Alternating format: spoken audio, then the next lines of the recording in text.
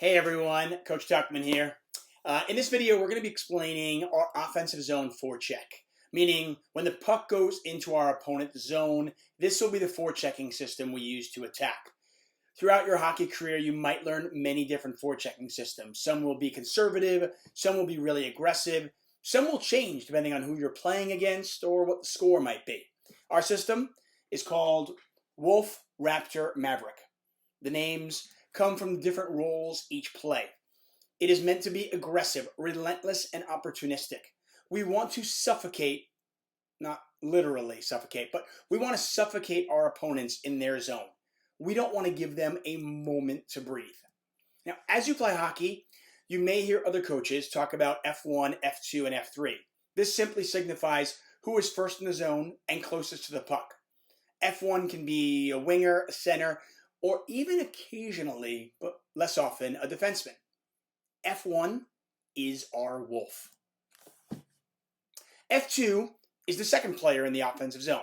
Again, a winger or a center usually. F2 is our Raptor. F3 is the third player in the offensive zone. F3 is our Maverick. D1, this is the fourth player in the zone. Now, it's important to understand that when we are on offense, when we are on the attack, we do it as a unit. And yes, even if you are a defenseman, you are part of that attack. Just as our forwards are part of our defensive unit when we are playing defense. D1 is support. D2 is the safety net. Wolf, Raptor, Maverick. Let's get it.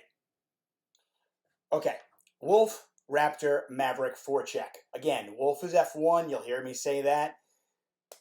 Raptor is F2, Maverick F3. Let's get to it. Puck gets dumped in the corner. This is their zone, right? This is our opponent's defensive zone, our offensive zone. Their defenseman goes to the puck.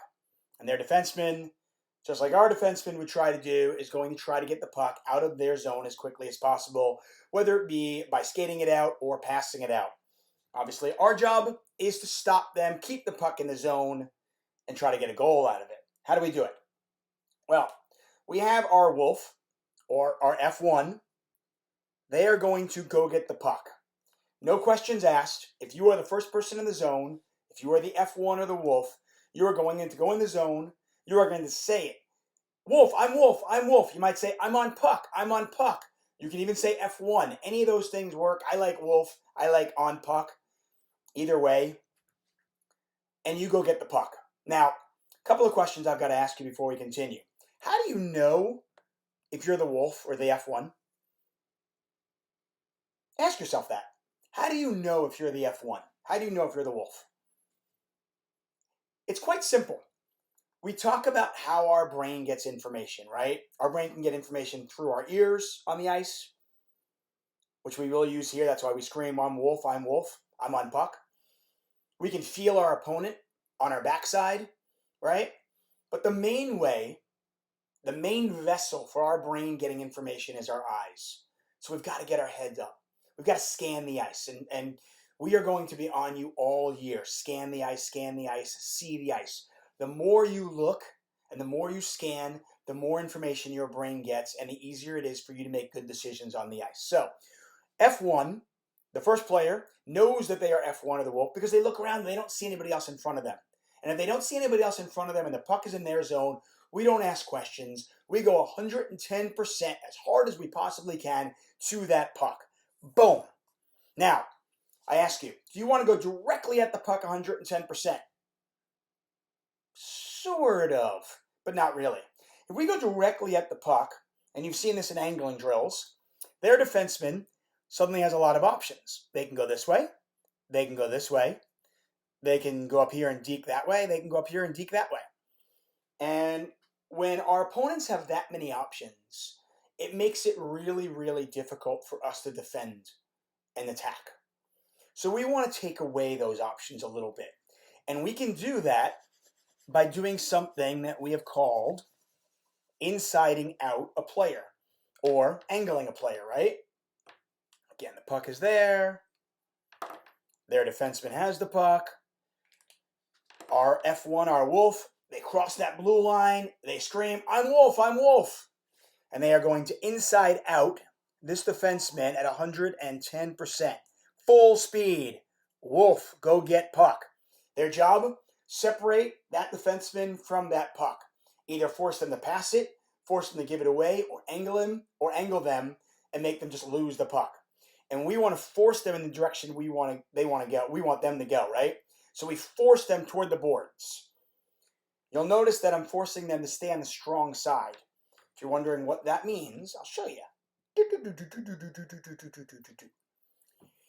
Wherever the puck is, that's the strong side. So in this case, the puck's on this side of the ice. That's the strong side. This whole thing here. This side over here, where the puck is not, is the weak side. And you'll hear coaches talk about that all the time, right?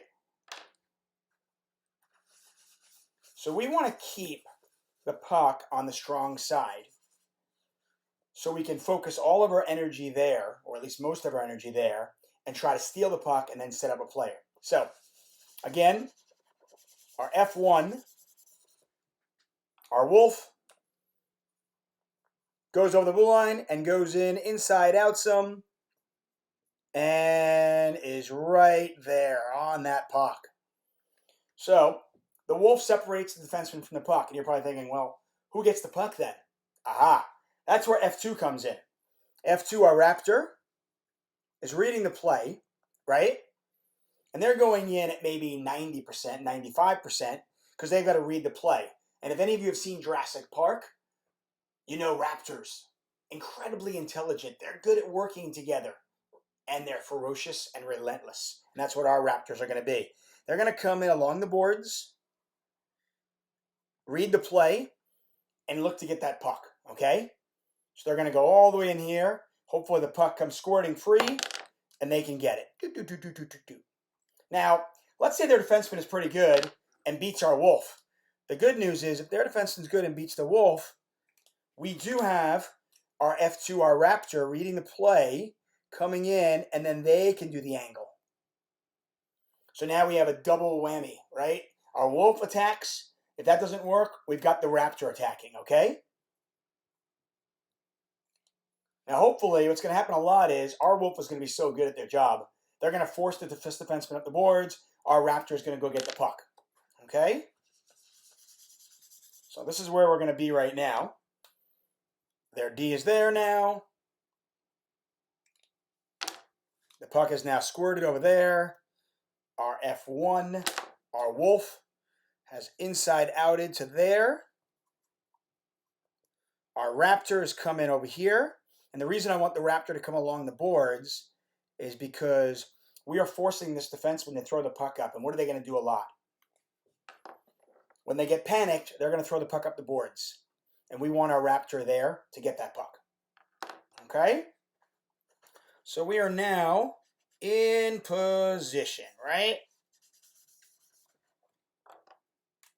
And our Raptor is there, our F2, our Wolf is there, our F1, and that leaves our third forward, our F3, or, as we call it, our Maverick.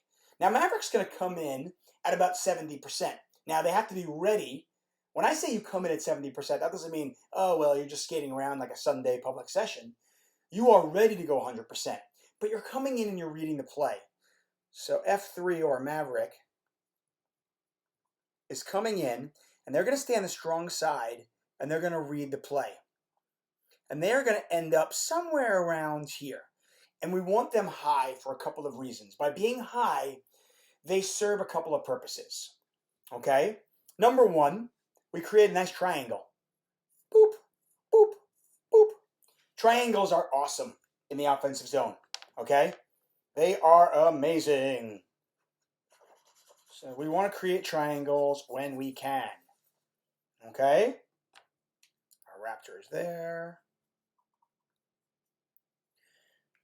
And our Maverick is going to be somewhere in, I would say, in this area. Make sure you stay on the strong side, okay?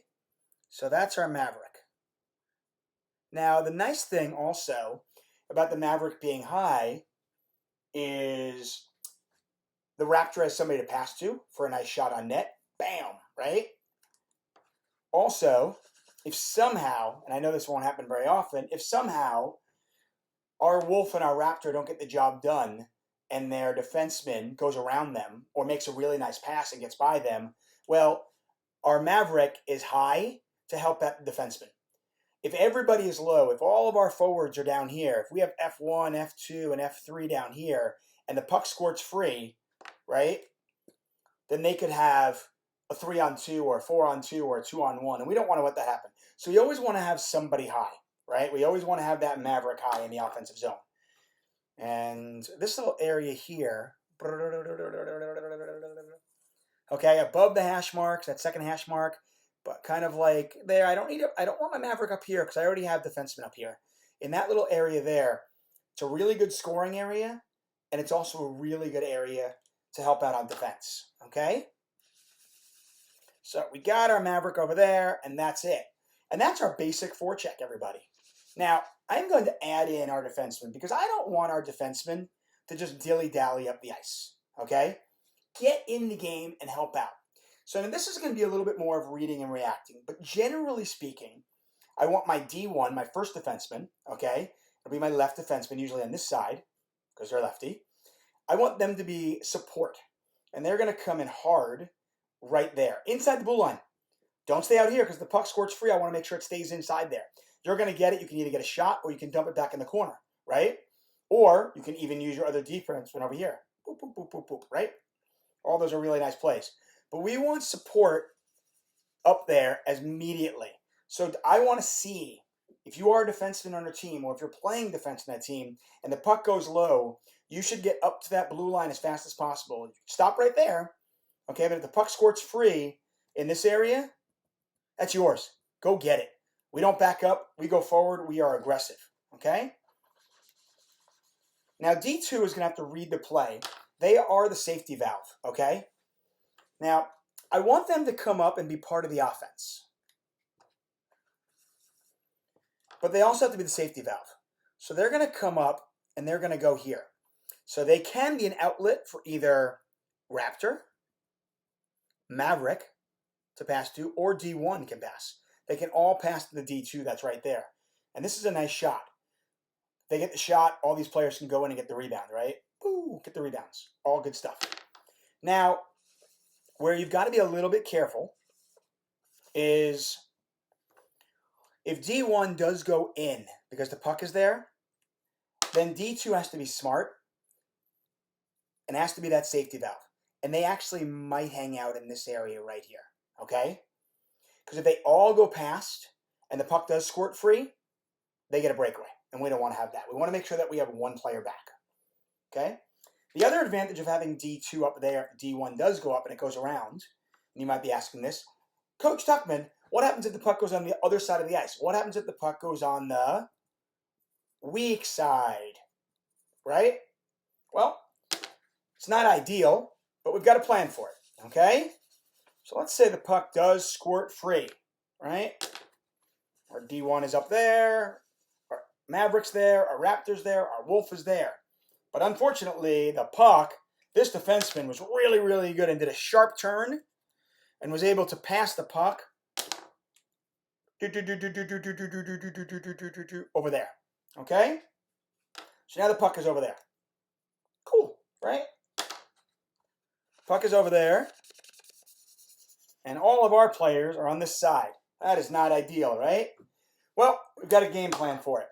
F3, our Maverick, okay, is no longer a Maverick in this case. Suddenly, as always the case, we do not watch the puck. If you are the closest person to the puck, then you are a wolf. And I want you to be a wolf.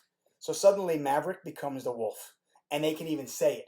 I got puck. I'm wolf. I'm wolf. And they go. Boom. Hard as they can, 110%. Okay? So now Maverick has become wolf, and they're over there. Okay?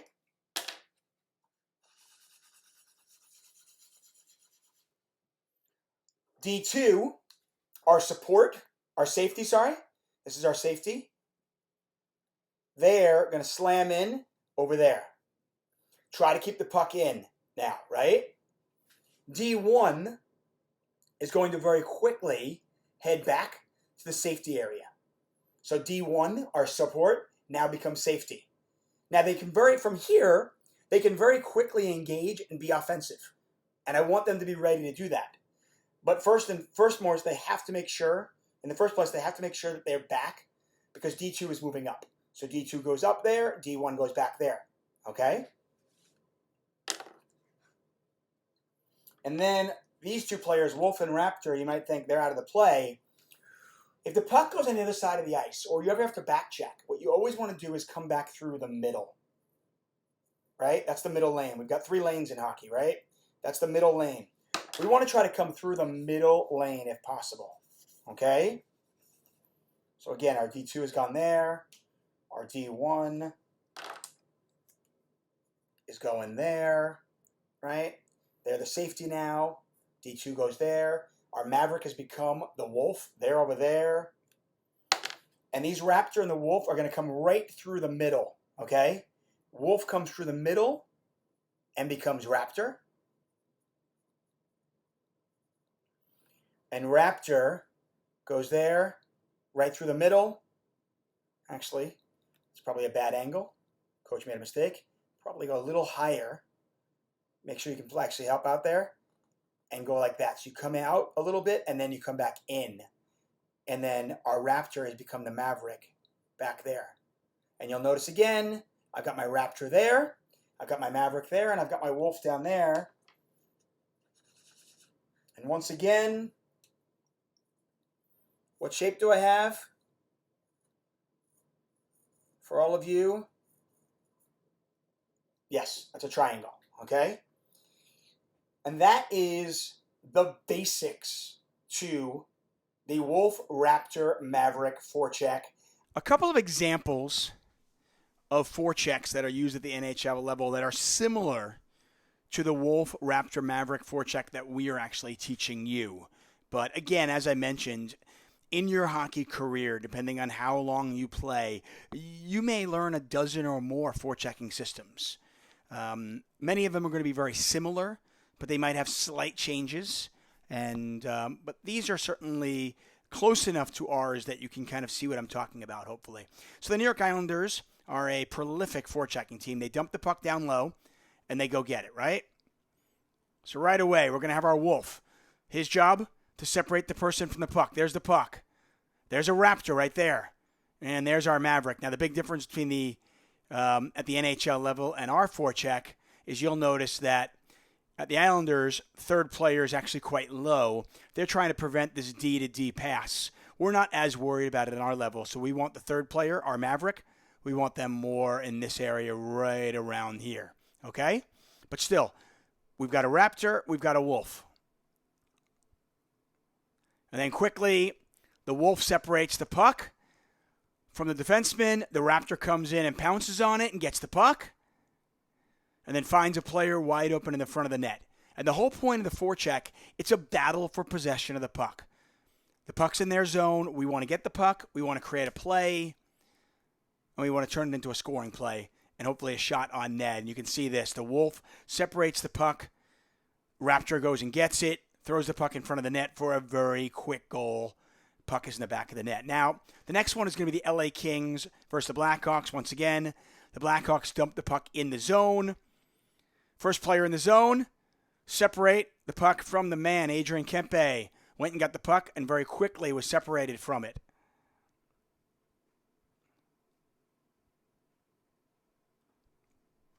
Now the puck goes from the strong side to the weak side.